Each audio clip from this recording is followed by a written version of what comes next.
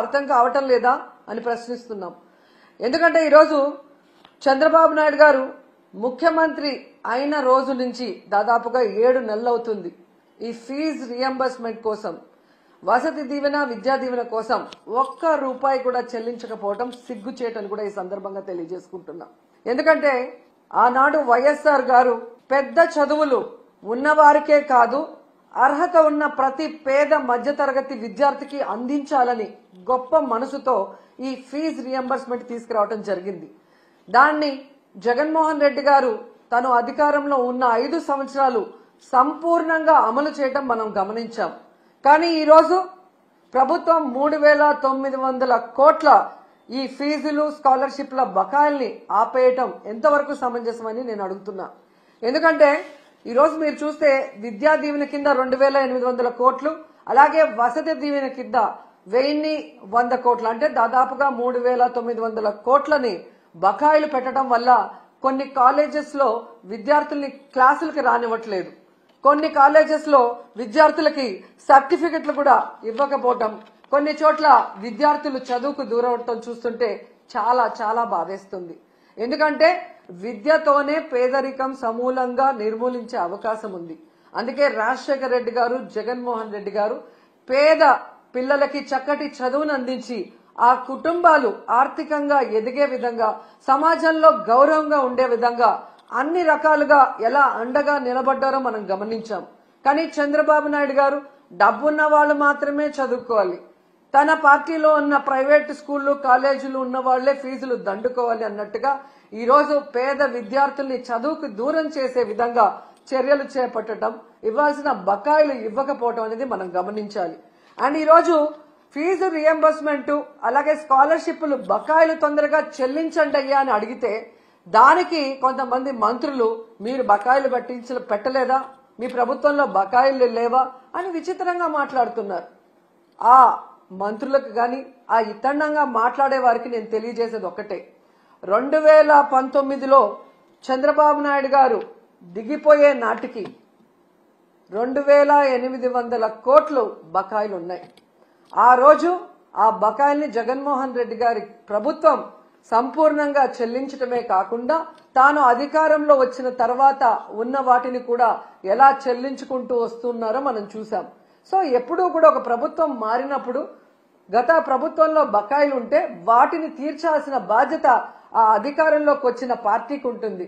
కానీ అధికారంలోకి వచ్చిన తర్వాత ఈరోజు చేతులు దులుపుకొని పేద విద్యార్థుల చదువుని దూరం చేసి మళ్లీ ఇతండంగా విచిత్రంగా మాట్లాడటం ఎంతవరకు సమంజసమని నేను ప్రశ్నిస్తున్నా. అండ్ ఈరోజు మీరు చూస్తే ఇది చంద్రబాబు నాయుడుకి ఇది కొత్త ఏం కాదు, మీరు గతంలో కూడా చూశారు. ఎందుకంటే పేదవాళ్ళంటే చంద్రబాబు నాయుడుకి చిరాకు. పేదవాళ్ళు మనుషులు కారనా, వాళ్ళకి చదువు అవసరం లేదనుకుంటారో ఏంటో నాకు తెలియదు. కానీ వైఎస్ఆర్ గారు తీసుకొచ్చిన ఈ ఫీజు రియంబర్స్మెంట్ ని ఏ విధంగా ఇంజనీరింగ్ స్టూడెంట్స్ ని ఫీజు రియంబర్స్మెంట్ లో 35,000 రూపాయలకే కోత పెట్టి ఎంతమందిని ఇబ్బంది పెట్టారో మనం అందరం కూడా గమనించాం. కానీ జగన్మోహన్ రెడ్డి గారు ఎంత ఖర్చు అయినా విద్యార్థికి మొత్తం ప్రభుత్వమే చెల్లించే విధంగా ప్రతి పేద మధ్యతరగతి పిల్లవాడికి చక్కటి చదువుని అందించటం ఈరోజు ప్రజలందరూ కూడా గమనించాల్సిన విషయం అని కూడా ఈ సందర్భంగా తెలియజేసుకుంటున్నా. అండ్ ఈరోజు మీరు చూస్తే ఈ చంద్రబాబు నాయుడు గారు 3,900 కోట్ల ఈ స్కాలర్షిప్లు గాని ఫీజు రియంబర్స్మెంట్ బకాయిలకు మాత్రమే ఆపలేదండి. ఆయన ముఖ్యమంత్రి అయిన ఈ 7 నెలల కాలంలో ఫీజు రియంబర్స్మెంట్ ని ఆపేశాడు, అమ్మఒడిని ఆపేశాడు, చేయూతను ఆపేశాడు, మెడికల్ కాలేజీల్ని కట్టడం ఆపేశాడు, నాడు నేడు స్కూల్స్ రెన్యువేషన్ ఆపేశాడు, అలాగే మీరు చూస్తే 0 వడ్డీ పథకాన్ని ఆపేశాడు, ముఖ్యంగా పేదవాళ్లకి చాలా అవసరమైన ఆరోగ్యశ్రీని ఆపేశాడు. ఇక వాలంటీర్ వ్యవస్థని ఆపేయటం మనం అందరం కూడా చూస్తూనే ఉన్నాం. ప్రభుత్వ ఉద్యోగాలకి ఐఆర్ లేదు, పిఆర్సీ లేదు, కనీసం డిఏ కూడా ఇవ్వకపోవటం ఈ రాష్ట్ర ప్రజలందరూ, మేధావులందరూ కూడా గమనించాలని కూడా కోరుకుంటున్నాను. ఎందుకంటే ఒకవైపు జగన్మోహన్ రెడ్డి గారిని తిట్టడానికే టైం ని స్పెండ్ చేస్తున్నారు. కానీ వాళ్ళు ఎన్నికల్లో ఏం ప్రచారం చేశాం, ఏ సంక్షేమాన్ని అందిస్తాం, ఏ అభివృద్ధిని అందిస్తామని చెప్పిన మాటల్ని మరిచిపోవడం ఇక్కడ మనం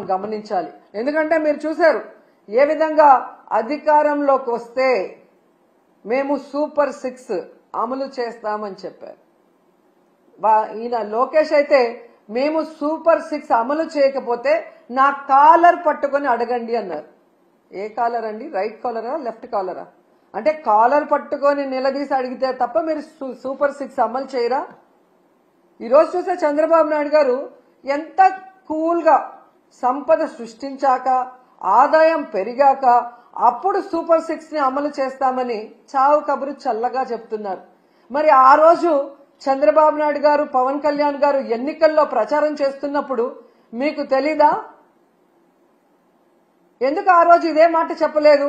మేము వచ్చాక, సంపద సృష్టించాక, ఆదాయం పెరిగితేనే సూపర్ 6 అమలు చేస్తాం, లేకపోతే చేయలేమని ఆ రోజు ఎందుకు చెప్పలేదని అడుగుతున్నా. ప్రజల్ని మోసం చేయాలన్న ఆలోచనతోనే కదా అబద్ధం చెప్పారు. మళ్ళీ మీరు చూస్తే చాలా ఎటకారంగా చంద్రబాబు నాయుడు గారు, మీరు కూడా వినుంటారు, పెద్ద గొంతేసుకొని చెవులో మైకు పెట్టుకొని, తమ్ముళ్ళు బటన్ నొక్కుతాడంట జగన్మోహన్ రెడ్డి, బటన్ నొక్కడం పెద్ద విషయమా, మూలనున్న ముసలమ్మ కూడా బటన్ నొక్కుతుంది అని ఎటకారంగా మాట్లాడాడు. మరి మీకు కూడా 73 ఏళ్లు పూర్తయ్యాయి కదా, మూలనున్న ముసలమ్మ బటన్ నొక్కగా లేంది 73 ఏళ్ల ముసలోడివి మీరెందుకు నొక్కలేకపోతున్నారు ఆ బటన్ అని ముసలోళ్ళందరూ గుసగుసలాడుకుంటున్నారు. మీకు వినిపిస్తుందా? అసలు డిప్యూటీ సీఎం పవన్ కళ్యాణ్ గారు అయితే ఏకంగా బాబు గారి హామీలకి నాది గ్యారంటీ, బాబు గారు చెప్పే ప్రతిదీ అమలు చేసేది నాది వారంటీ, ఆయన చేయకపోతే నేను ప్రశ్నిస్తాను అని మాట్లాడారు. మరి ఈరోజు పవన్ కళ్యాణ్ గారు ఈ సంవత్సరం ఇవ్వాల్సిన తల్లికి వందనం, రైతు భరోసా, నిరుద్యోగ భృతి, ఫ్రీ బస్సు, ఆడబిడ్డ నది ఎవరిస్తారు? మీరిస్తారా? చంద్రబాబు నాయుడుతో ఇప్పిస్తారా? మరి ఇంతవరకు ఇవ్వలేదు కదా. మరి ఎందుకు మీరు ఈ కోట్లాది మంది ప్రజల తరఫున నిలబడి చంద్రబాబు నాయుడిని నిలదీయట్లేదు? ఏం అడ్డం వస్తుంది మీకు అని ప్రశ్నిస్తున్నా. ఈరోజు ఎంత దారుణంగా తయారయ్యారంటే, నేను, నా కొడుకు పవన్ కళ్యాణ్ గారు అధికారంలోకి వచ్చేసాం కాబట్టి ఈ రాష్ట్ర ప్రజలు ఏమైపోయినా పర్వాలేదు, వీళ్ళకి మనం చెప్పింది ఏది చేయాల్సిన అవసరం లేదు అని ఎంత కేర్లెస్ గా ఈ ప్రభుత్వంలో ఉన్న పెద్దలు ప్రవర్తిస్తున్నారో మనం అందరం కూడా గమనించాలి. ఎన్నికల ముందుకి ఎన్నికల తర్వాత వాళ్ళ ప్రవర్తన ఎలా ఉంది అంటే, ఎన్నికల ముందేమో బాబు షూరిటీ భవిష్యత్తుకు గ్యారంటీ, కానీ ఈరోజు Babu surety cheating guarantee. Cycle కోటేస్తే ఫ్రీ బస్ మీ ఇంటి ముందుకే వచ్చేస్తుంది, గ్లాస్ కోటేస్తే ఏ క్లాస్ ఉద్యోగాలు మీకు వస్తాయి, పువ్వు కోటేస్తే పువ్వుల్లో ప్రతి మహిళకి 1500 మీ ఇంటికి వచ్చేస్తుంది, కూటమికి ఓటేస్తే ప్రతి బిడ్డకి స్కూల్కి వెళ్లే వాళ్ళకి 15,000 మీకు వచ్చేస్తాయని చెప్పారు.